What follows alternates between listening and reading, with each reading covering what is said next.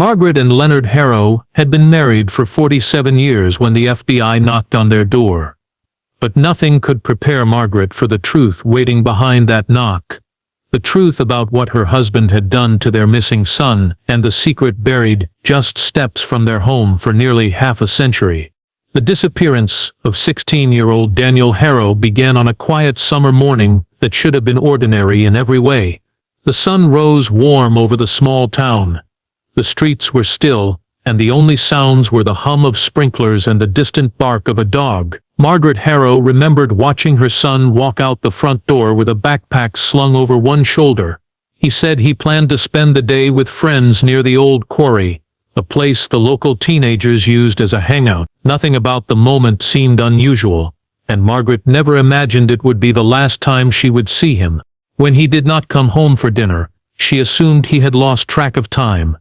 Daniel was responsible, but he had a habit of getting caught up in whatever he was doing. By nightfall, however, worry began to creep into her thoughts. She kept looking at the clock, pacing between the kitchen window and the front porch. Leonard, her husband, urged her to stay calm. He insisted that boys sometimes needed space, and that Daniel would walk through the door any minute, sheepish but unharmed. Margaret tried to believe that. She sat awake in the living room with only the lamp on, waiting for the sound of footsteps on the driveway. The hours passed without any sign of him. By the next morning her worry had turned into alarm. She Daniel's friends, but none of them had seen him that day. Some hadn't even known he planned to go to the quarry. Panic rose in her chest as she moved from room to room, checking places she already knew were empty. Leonard made the call to the police, giving the impression of a steady father dealing with a stressful situation.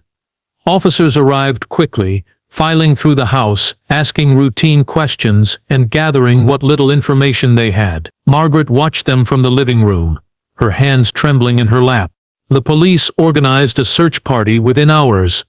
Volunteers combed the woods around the quarry, shouting Daniel's name. Helicopters swept the area from above, and divers searched the deep pools where rainwater gathered in the old mining pits. Margaret waited by the search perimeter, clutching a small photo of her son, her eyes fixed on the trees as if he might suddenly walk out from between them. Leonard stayed by her side, but he spoke very little, offering only brief reassurances that felt strangely hollow. She chalked it up to stress and exhaustion, never questioning the stiffness in his posture or the way he avoided certain parts of the search area.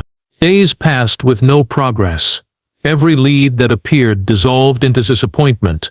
A neighbor thought she saw Daniel near the gas station, but security footage showed nothing.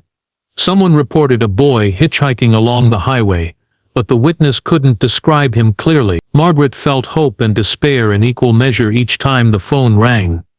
She slept only in short, restless bursts, always waking with the same terrible question: where was her son? Leonard remained composed, almost too composed. He spoke with police calmly, often urging them to consider the possibility that Daniel had run away. He explained that teenagers sometimes made impulsive decisions, and that their son might return once he had time to think. The officers listened, but Margaret resisted the idea. She knew Daniel. He would never leave without telling her. Yet Leonard repeated the idea so often that neighbors began to believe it was the most likely explanation. After several weeks, the official search scaled back. The case shifted from urgent to unresolved, and the town settled into an uncomfortable quiet. Posters with Daniel's face slowly faded in the sun. Rumors began to float around, whispered behind closed doors but never directly to the Harrows. Margaret continued to leave the porch light on every night, hoping Daniel might see it and come home. She never imagined that the truth behind his disappearance was already hiding inside her home, waiting for nearly half a century to be uncovered. Over the years that followed Daniel's disappearance, the town carried the story like a shadow that never fully left its streets. At first, people spoke about it with urgency, repeating every detail as if a new version of the story might somehow reveal the truth. But as time moved on, the urgency faded and was replaced by speculation. Whenever someone mentioned the Harrow family, The conversation would drift to theories about Daniel and what might have happened to him. It became a local mystery that was retold at backyard gatherings, in grocery store aisles, and during slow afternoons at the cafe, even by people who had never met him. For many residents, the simplest explanation was the one they believed most. Daniel had run away from home. Some claimed he had been restless and eager to explore the world beyond their small community. Others insisted he must have met someone who convinced him to leave. A few went further, telling new families moving into the area that Daniel had boarded a bus headed north, intending to start a life far away from the pressures of home. These stories grew with each retelling, shaped more by imagination than memory. Yet another group of townspeople held a different belief, one built on fear rather than optimism. They remembered the abandoned quarry, the thick woods, and the dangerous old trails that teenagers liked to explore. Some said Daniel could have slipped on the rocks and fallen into a crevice nobody thought to check. Others whispered about the deep water pits left from mining days, insisting he might have drowned without anyone noticing. Those theories were spoken softly, with solemn expressions and slow head shakes, as if the truth were too painful to state outright. A smaller but persistent portion of the community believed something had happened inside the Harrow home. These were the people who noticed details others ignored. The way Leonard rarely joined the search parties in the woods. The way he discouraged investigators from revisiting certain parts of the case. The way he always redirected conversations back to the idea of a runaway. They had no evidence or facts, only instinct and observation, but their suspicions lingered through the years. Still, none dared say anything openly. Leonard was respected, calm, and known as a man who kept his property tidy and his life in order. Confronting him felt impossible. With time, even Margaret became part of the town's story. People admired her for her strength, though they often mistook her quiet sadness for acceptance. She continued her daily routines with a gentle determination, visiting the market, tending her garden, and maintaining the home to keep herself distracted. Yet nothing eased the ache she carried. She kept mementos of Daniel in a small drawer beside her bed, and often paused to look at them in the still hours of the night. The porch light remained on every evening, glowing like a beacon for someone who never returned. Leonard, on the other hand, became the picture of emotional endurance. He fixed fences, attended community meetings, and made sure the house never fell into disrepair. To outsiders, he seemed to be the strong pillar holding the family together. He rarely spoke of Daniel and discouraged others from bringing up the subject, claiming that dwelling on the past prevented healing. Most people accepted this explanation, assuming it was his way of coping with heartbreak. The years continued to peel away, forming layers of distance between the present and the day Daniel vanished. New families moved into town, unaware of the tragedy that hung in its history. Children grew up hearing pieces of the story, often delivered with a dramatic flair by older residents trying to keep the mystery alive. What had once been a real, painful investigation slowly transformed into a FLO-like tale told for effect, rather than fact. Despite the passing decades, the truth remained buried, untouched by rumors or guesses. The assumptions, theories, and whispered suspicions formed a cloud around the Harrow family, but none came close to the reality hidden beneath the calm exterior of their home. The town believed it understood the story. It believed it had explored every possibility. What no one realized was that the truth was not lost, not complicated, and not distant. It was simply locked away, waiting for the day it would force itself into the light and shatter everything the town thought it knew. 47 years after Daniel vanished, the quiet town had all but settled into the belief that his case would never be solved. Life had pressed forward, reshaping the landscape and replacing old buildings with new ones. The abandoned storage facility on the outskirts of town, once used by local businesses, had become weathered and half-collapsed from decades of neglect. Most people avoided it, claiming the structure was unsafe, but that changed when a construction company purchased the land to clear it for new development. Their arrival marked the beginning of the first real shift in the case since the original investigation ended. On a warm morning, a crew began routine excavation along the property's edge. The ground was dry and hard, resisting the machines at first. As they dug deeper, one of the workers noticed a metallic glint beneath the dirt. At first he assumed it was just a piece of old equipment left behind by a previous tenant, but as the machine pulled away more layers of soil, the corner of a large metal box appeared, sealed and wedged tightly into the earth. The workers paused, realizing it was not part of the original building's infrastructure. Out of caution, they cleared the area by hand and unearthed the entire container. The box was heavy, rusted, and covered in scratches that suggested it had been buried for a long time. Its lid was secured with an industrial latch that had corroded from years underground. When they finally managed to pry it open, the contents startled everyone present. Inside lay a high school letterman jacket from the early 1970s, faded but still recognizable by its distinctive colors. Beneath it rested a small stack of personal items sealed in plastic. An old photograph of a teenage boy standing beside a modest brick house, a worn leather wallet with a few cards inside, and a bundle of fabric that looked like part of a backpack. At the very bottom of the container were brittle fragments that instantly raised suspicion. The workers contacted the police, who arrived and quickly escalated the situation to the FBI. Forensic specialists arrived later that afternoon and carefully catalogued each item. Within hours, the photograph was traced to the Harrow family. The jacket matched Daniel's school records. Early tests on the bone fragments suggested they belonged to a young male, though further analysis was needed for confirmation. The discovery sent a ripple of shock through the town. For so long, Daniel's disappearance had been treated as unsolvable, something that time had erased. Yet here was evidence, buried deliberately, carrying the unmistakable trace of tragedy. When the FBI knocked on the Harrows' door, the sound startled Margaret, who was preparing lunch in the kitchen. A mix of confusion. With no hesitation, she felt a shiver creep up her spine. Inside the shed, the agents noticed inconsistencies immediately. Tools were arranged neatly, but the floorboards near the back corner sounded hollow when stepped on. One agent shifted objects aside, revealing faint scuff marks, as if something had been dragged repeatedly across the surface. The sight tightened the atmosphere, and Margaret felt the first true crack form in her understanding of the life she had built. What had always seemed like an ordinary storage space now felt like the gateway to a truth she had unknowingly lived beside for nearly half a century. The discovery of the hollow-sounding floorboards in the shed shifted the investigation from routine procedure to urgent priority.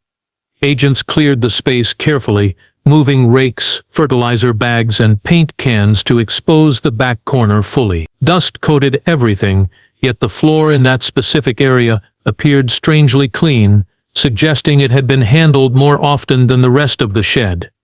When the agents pried up the loose boards, the edges lifted with an ease that confirmed repeated use. Beneath them lay a dark, rectangular opening, large enough for a person to fit through. A cold draft drifted upward, carrying an unsettling stillness that felt unnatural for such a small structure.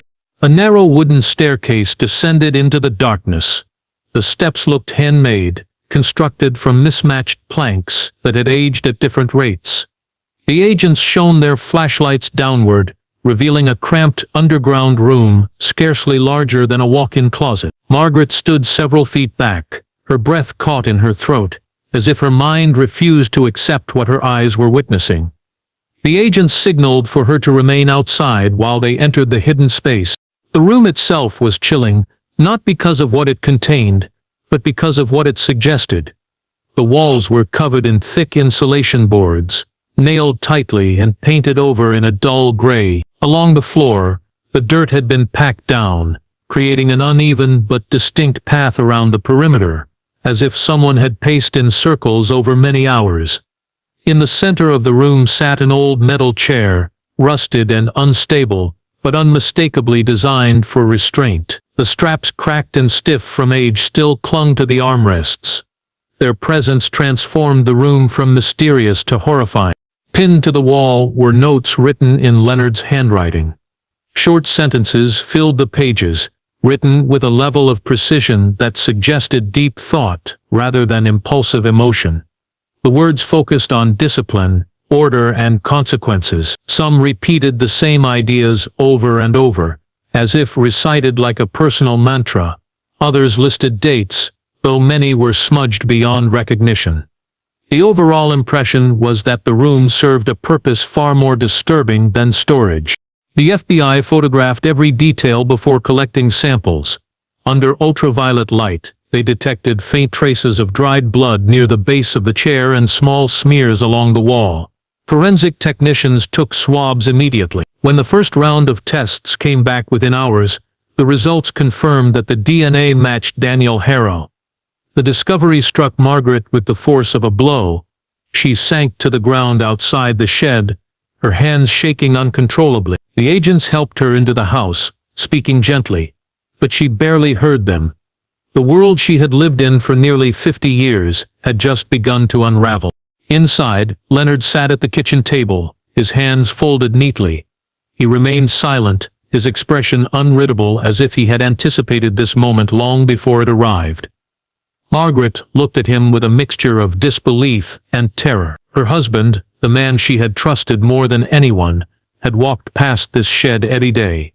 He had locked it, maintained it, and protected it from her view for decades. Every memory she replayed, the times he dismissed her worries, the moments he encouraged her to stop searching, took on a different meaning. The agents continued their search, expanding from the shed to the surrounding yard.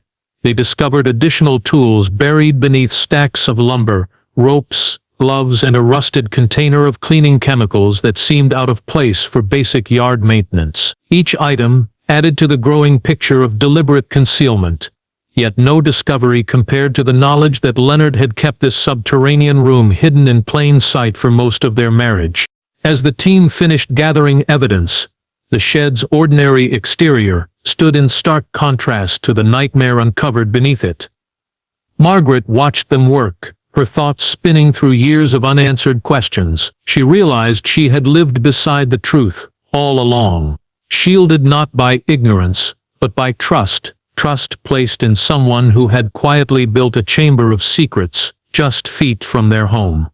The peaceful life she believed she had lived was no longer recognizable. Everything familiar had shifted into darkness, and the truth was preparing to surface fully, bringing with it the final revelation she never imagined she would face. When the forensic results were confirmed, the investigation shifted from discovery to reconstruction. Agents worked through the night, assembling the timeline they believed had unfolded all those years ago. Piece by piece they connected the underground room, the items found in the metal box, and the subtle clues left behind in the Harrow home. By morning, the case that had haunted the town for nearly half a century no longer appeared mysterious. It appeared deliberate. Every detail fit into a pattern shaped by one person who had managed to hide the truth under the weight of time. The FBI concluded that Daniel had never left the property the day he disappeared. Instead, something had happened between him and Leonard, something rooted in control and punishment, rather than discipline. The notes on the walls revealed a mindset focused on obedience, as if Leonard believed strict correction was the only way to shape his son's future. Investigators theorized that an argument escalated, leading Leonard to force Daniel into the underground room. What happened afterward remained partly unknown, but the evidence suggested a struggle that ended in tragedy. The hidden stains and the marks on the chair told the story that no witness ever could. After Daniel died, Leonard seemed to have acted with chilling precision. He carried Daniel's body away from the property, burying the remains inside the metal container found at the old storage facility. The items placed inside were not random. They were objects that connected Daniel to home, as if Leonard tried to bury both the evidence and the identity of the son he had taken. He sealed the container and buried it deep, choosing a location unlikely to be disturbed at the time. When he returned home, he removed anything that might draw suspicion, cleaning the underground room, but never altering it enough to erase the traces completely. The most unsettling part of the reconstructed timeline was Leonard's behavior afterward. He comforted Margaret, participated in community events, and built a reputation as a man who carried unimaginable grief with stoic strength. His insistence that Daniel had run away began to make sense in the worst possible way. By spreading that belief early, He softened the town's expectations and redirected the investigation. Each time Margaret pleaded for new searches or asked officers to revisit certain areas, Leonard discouraged her gently, framing his resistance as an attempt to help her heal. Over the years, the narrative he crafted became the accepted truth. When the agents finally arrested him, Leonard did not resist.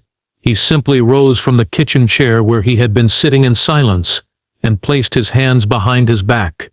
His expression remained unchanged, neither remorseful nor relieved. It was as though he had been preparing himself for this moment for decades, waiting for the inevitable collapse of the world he had carefully constructed. The neighbors watched from behind fences and curtains, stunned by the quietness of his departure. For years they had admired his composure. Now they questioned everything they thought they knew about him. Margaret's world fractured in ways she could not comprehend. Every memory she revisited felt different, tinged with doubt. She remembered birthdays, holidays, family dinners, moments she once cherished, but now viewed through a lens of disbelief. She replayed tiny details she had dismissed. Leonard's refusal to let her help with the shed, his calm reactions during the early days of the search, his subtle shifts in tone whenever Daniel's name surfaced. She had shared a life with him, trusted him, loved him, and believed they had endured grief together. Now she understood that she had grieved alone. In the weeks following Leonard's arrest, the town struggled with the revelation. The legend of Daniel's disappearance transformed once more, shedding its speculative layers and revealing a truth more shocking than any rumor ever suggested. People whispered again, but this time the whispers were laced with regret for doubting Margaret, pity for Daniel, and disbelief that Leonard had fooled them for nearly 5 decades. The quiet man they had respected was now the center of a story darker than anyone would have imagined. Margaret chose never to see Leonard again. She focused instead on preserving Daniel's memory, reclaiming the parts of her son that had been buried under years of confusion and false assumptions. With the truth exposed, she finally understood that her hope had not been foolish. It had simply been directed at someone who never deserved her trust. While the truth shattered her life, it also freed her from the haunting uncertainty that had followed her for so many years. Daniel's story no longer lived in the shadows. It had finally surfaced, forcing everyone to confront the reality hidden beneath